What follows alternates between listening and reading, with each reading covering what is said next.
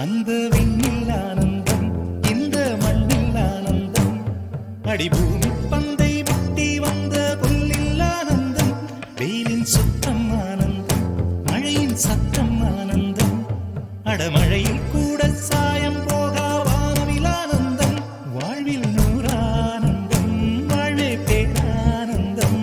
பெண்ணை அறையெழுதும் சுயசரிதம், அதில் அன்பே ஆனந்தம் ஆனந்தம். பச்சை கிளிகள் தோளோடு, பட்டுக்குயிலோ மடியோடு, பூலோகம் ஆனந்தத்தின் எல்லை.